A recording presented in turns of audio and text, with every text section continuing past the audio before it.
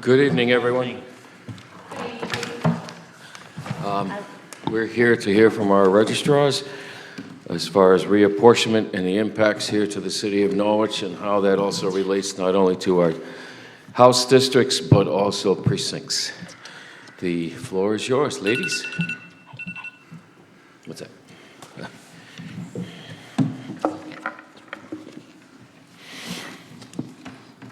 Good afternoon, everyone. Can you hear me okay? Yes, ma'am. Fantastic. My name is Diane Daniels. I am currently serving as your Democratic Registrar of Voters.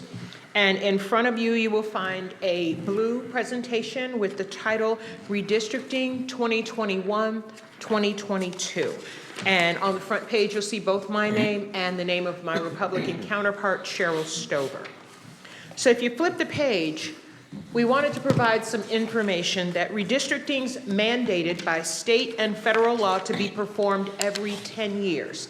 I was not here during the last redistricting, so forgive me if I sound a little, my voice goes a little questiony sometimes because I was not here for the last experience.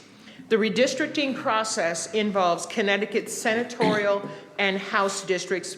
Also, you may hear them called assembly districts. We've been playing quite a bit with terminology because you say district to one person and it means local district or state district and sometimes even a federal district. We'll try to be very clear on our terminology. The purpose of redistricting is to establish and maintain voting districts that are faithful to the principle of one person, one vote. In Connecticut, responsibility for drawing those legislative and congressional districts generally rests with the General Assembly. So that's what it is and why now. Now, what's changing and who is affected is that there are changes adopted on the state level for the 46th, 47th, and 139th House districts. And changes to the local districts, our precincts, as you might more commonly call them, is the responsibility of the registrar's office. So for instance, Representative Joe Courtney's district, the 2nd Congressional, did not change and required no updates from us as the registrars. The total number of parcels affected in the redistricting of Norwich is 1,806. Those are movements between our local districts. The redistricting process, flipping to the next page, requires that the registrar's office examine the data regarding what local district or precinct boundaries have been redrawn and update the affected voters within each district. Precincts 1 through 5 have changes that number between 51 and 750. So the smallest number of changes in a particular district was 51. The largest number was 750. Precinct 6 has no changes. So there is no changes to the people who live within Precinct 6 and also happen to be enrolled as voters. Once you, the City Council, approves the local district and precinct boundary changes, hopefully at a vote on the December 20th meeting, the changes can be committed. That is saved in the CBRS system. That's part of our next steps. The redistricting process and commitment of the changes must be completed before the Democratic Town Committee's party endorsement period from January 4th to the 11th, hence our sense of urgency. Under Connecticut General Statute 9-146, Section 9-149, the legislative body of any town, consolidated town and city, or consolidated town and borough may divide and from time to time redivide such municipality into voting districts, which is why we're here before you today. By law, the redistricting has created 11 voting districts. Hear me closely, 11, almost double what we have in place right now. We are asking the City Council to please incorporate the new voting districts into our existing 6 voting districts and to prevent a sizable increase in costs related to facility rental and staff costs. At this point, I'm going to stop talking and see if you have any questions for me, and then my Republican counterpart, Cheryl Stover, will have an additional presentation and some information for you. Yes, Alderman. Thank you for the presentation. I know, well, being the Democratic Town Committee Chair, how important this process is right now. How soon, do you know exactly what streets, when I'm looking at the map, for example, I know that the big ticket item is the changes between the 139th and I'm guessing the 46th? Yes, sir. I know that they're very close, and I believe some of the streets were like choppy as far as where their district lies. So do you know exactly at this point what streets have been affected? We do. We were provided with a list of all of the streets within the city of Norwich, and what we've been doing is looking at those individual streets to see what might have changed and what hasn't changed. Okay. On one of your maps, and you'll get some more details from Cheryl about that, it shows you with cross-hatched areas exactly who's moving, but it doesn't give you individual names. It tells you in geographic terms, this group of people from this spot is moving from here to here. There's quite a bit. I mentioned that there was a district that had as many as 750 people that would be relocating to a new voting district. That is people going out of the 46th, going into the 139th. It's a lot to do. Well, and I figured that because I did notice the 139th, they lost Basra, which was a huge portion of that district Well, before, the maps correct? that you're seeing that we gave you only Are for covers Norwich. The Correct. 139th is a multi-town district, as Correct. is the 47th. The Correct. 46th is the only one that's contained entirely within the city. Correct. So I'm just looking at the map, knowing from the old map what it looks like.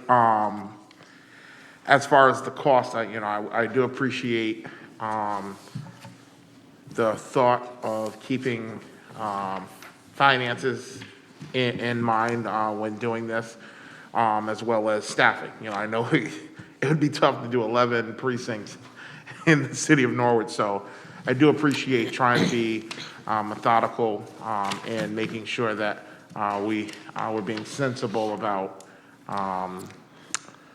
keeping it where it's manageable, but also makes sense. So a lot less confusion per se for voters as far as the locations. So I appreciate it. Thank you, sir. Alderwoman Gould, did I see your hand? When you were on this last page, you were talking about the redistricting process and commitment of the changes must be completed, and you said the Democratic Town Committee. This does not affect the Republican Town Committee? It is my understanding that the Republican Town Committee selects the people who sit on that committee on a citywide basis, and the Democratic Town Committee uses the people, the population of the 46th, 47th, and 139th, and determines how many people from each district may be seated on the town committee. Okay. That's correct. That is correct. Elections are at large in regards to the Republican committee. Yours are specific to neighbors. Correct. Other questions? Thank you very much. You're very welcome. I yield the mic and the podium to my counterpart, Republican Registrar Cheryl Stover. Actually, and Cheryl I'm probably sorry. can answer the question. Alderman Wilson. So once, of course, hopefully we vote on this come the 20th. How soon do you plan on sending notices out to voters? Because I know you have the process of making sure it's committed in the system. How soon thereafter are you planning to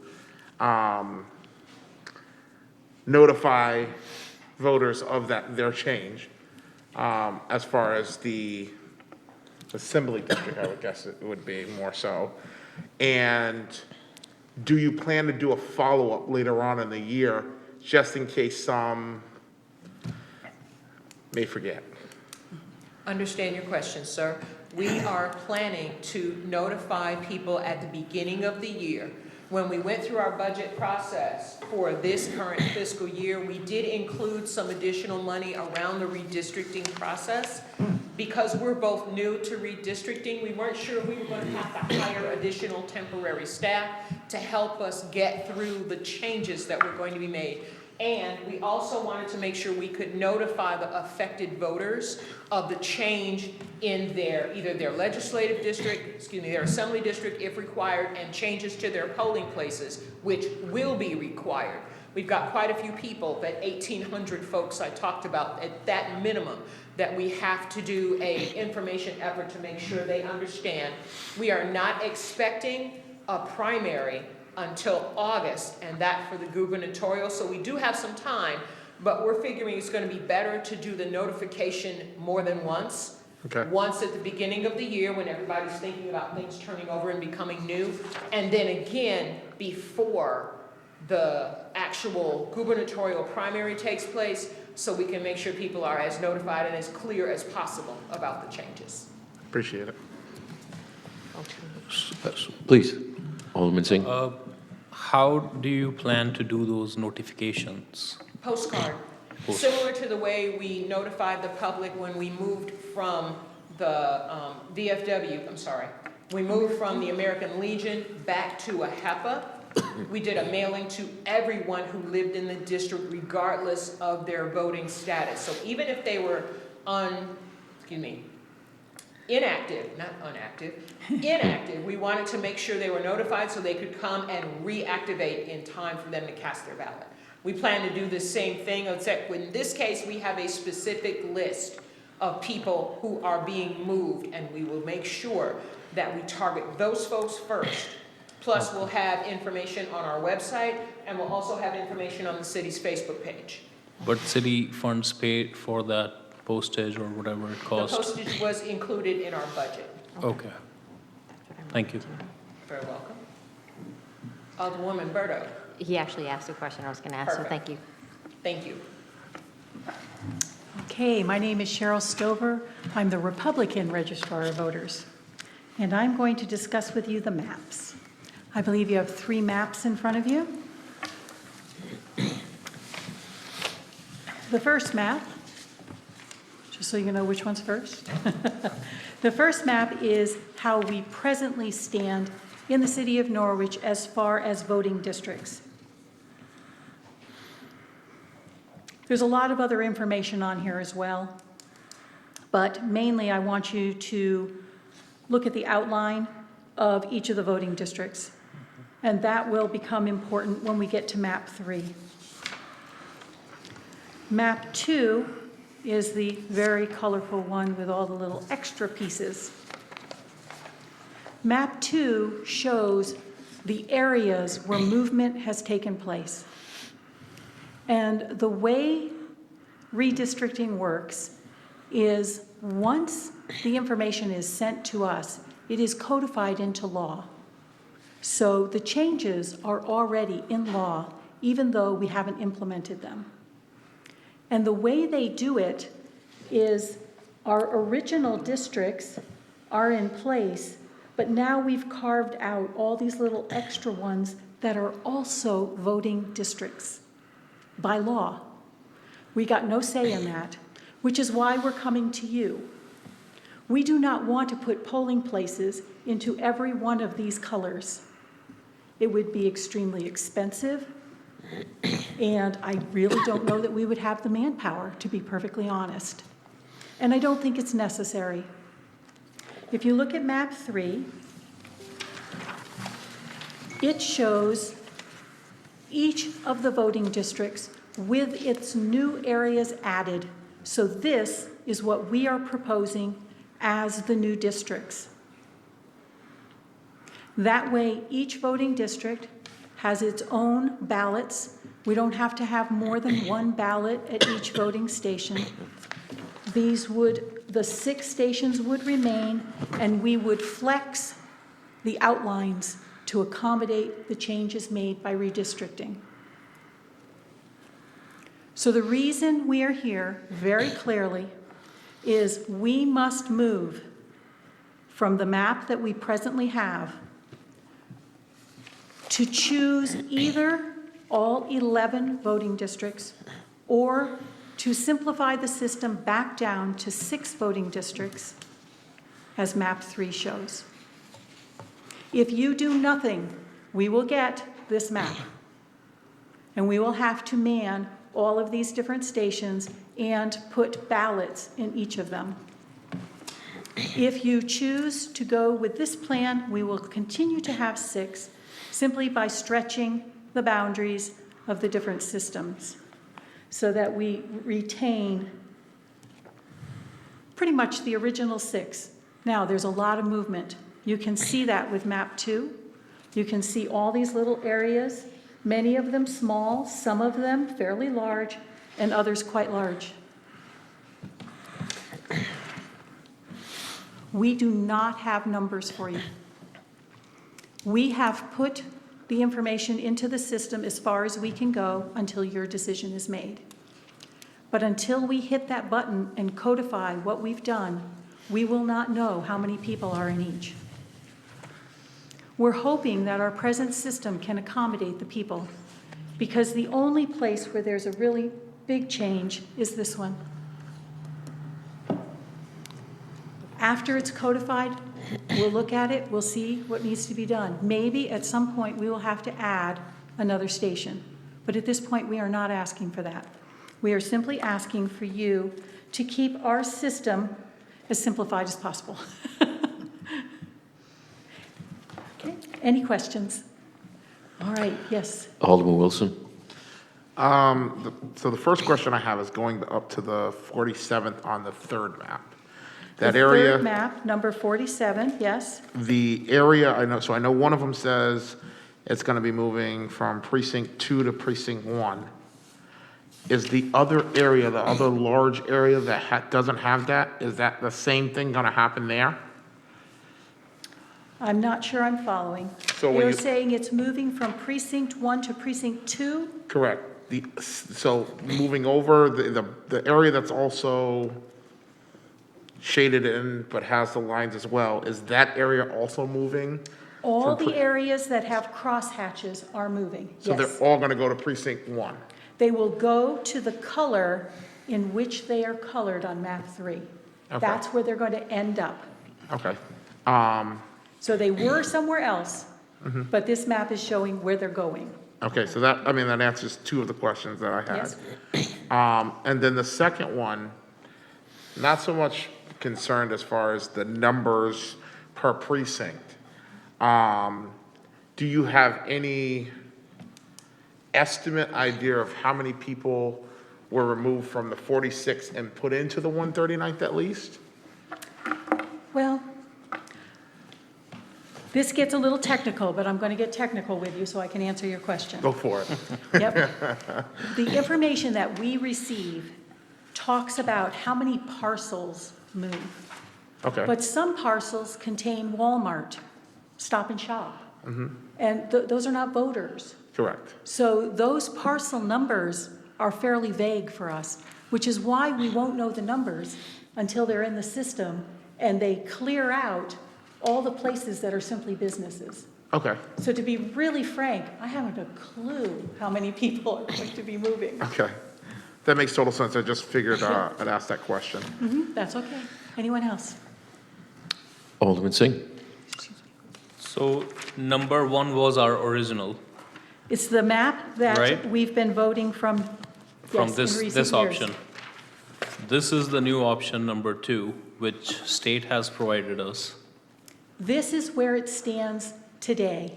Yep. Because redistricting is already law, this is where it stands today. So who created number 3? Is it your office or how We that went came? through the GIS department of NPU, Okay. and they read all the census data, which is what is used for creating redistricting, and they redrew the lines for us, showing us exactly where it would fall on the map.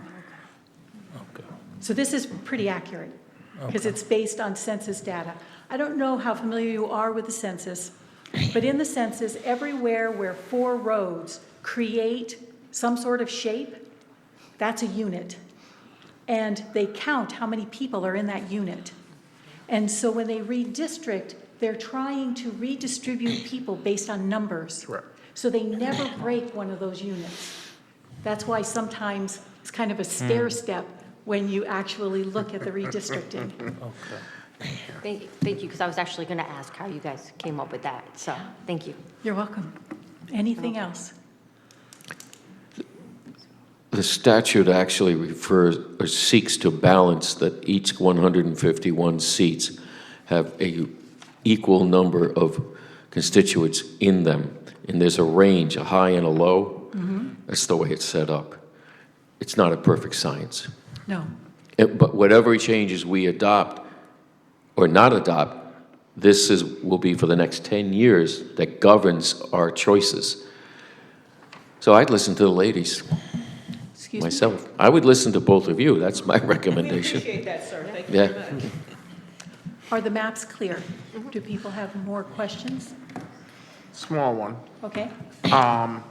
Knowing, and because I do like the map 3, the current one that you've proposed. With the changes, do the locations where polling or voting happens now, are they adequate enough for the changes, is my next question. Okay, adequacy of the polling stations as they stand. It's sort of challenging. We don't know how many people are coming in, so we can't really answer the adequacy question. Maybe when it's all said and done, that large swath that we see that changes over here on the blue section of the new map, maybe we'll only have 10 voters there, I don't know. Maybe there'll be 500 voters there. And so if there are 500 more voters in this particular one, it may need to be divided. And fortunately, after the redistricting is done, we have a number of months to actually look at those numbers and determine whether there is adequacy. And if there isn't, you will be seeing our faces again as we go through the process of creating another polling station. But until we have those numbers, there's no way to know. And the reason I asked that question is because I know us going through this process now, you'll make the changes, you will have more than enough time, I'm guessing, before budget season comes, and there possibly could be additional expenses as far as possibly creating or moving a polling place for a larger, Yes. I think you can get what I mean, so thank you. This may be helpful. The yellow is one of our larger polling stations. Yep. And in the past, is Stanton here? Yeah, Stanton is the green one. This green one has gotten smaller. So one of the larger polling places has gotten smaller. The yellow one, we think it stayed roughly the same. Like we said, until we have numbers, we won't know. So that means that these large number of people that have come into the blue, they've come into one of the smallest stations, Huntington School. which may mean that we have adequate to handle them. Some of the others, much smaller amounts of change. So we're hopeful. We're genuinely hopeful that we can stick with 6. We may need to move the polling station here in the blue one, assuming that you accept this final map. The polling station is way up here at the top.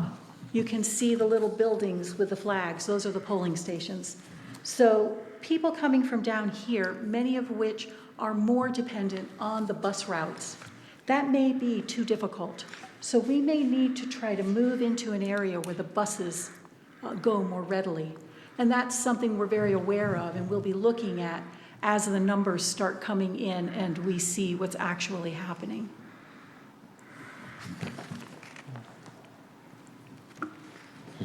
Any other questions? Thank you very much. I hope this has been helpful. And we are in our offices working on the redistricting. If you have further questions, give us a call, drop in. We will do our best to answer. Thank you. Thank you. Thank you very much. Thank you.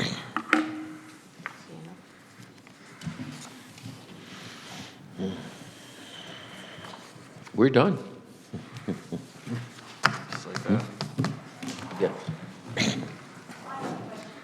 Please. When might we hear back from you as to which map you are selecting? You will meet next Monday night. Our next council meeting is, yes, in order to reach the compliance and the dates you've outlined, we must act Monday. Agenda setting was held today. We certainly, over the next course of the few days moving forward, will need to incorporate, and I believe when we met last Friday, you talked about taking a look at and Mike Driscoll, our corporate counsel, believes that the last time we did this was by resolution, not by ordinance here, which we could do. If it was an ordinance, we'd have to post first read and then hold a public hearing in the next month, which does not meet the timeline that's necessary. And he was recommending today that it would still be by resolution, but he's going to go back and look at the last time it was done, which is a decade. And then, so. When I spoke with Betsy earlier today, she said that we haven't done this before, but reading all the requirements that are placed on us, we have to give you the option to choose between those two maps unless we're content to accept the 11 districts. And we feel that that will be a total mess for the city and way too expensive. So we put the proposal together, but as far as Betsy was concerned, this past 30 years, nobody has brought this before. Oh, it's been done before, because even when the government in this room changed, there were changes to the precinct structures. And I can tell you, I hate doing this. First time I ran for office for a seat in this chamber, there were 16 precincts in this city, and there were 16 separate polling places. And in fact, in the House seats down, I remember this at the VFW in Greenville, you had to have a polling site for the 47th and one for the 46th because it was split, Greenville. And so you had both efforts coming into one individual building for two different state house races. We've had that in the past at Mahan, at the senior center as well. Well, this has happened many times. Every 10 years, reapportionment is required. So we might hear some response by Tuesday? Not this Tuesday after your next meeting. Oh, you would know the results of Monday, sure. Absolutely. Yeah. Yep. Anybody else? No? Yeah, we're good. Thank you. You're welcome. Thank you. Thank you.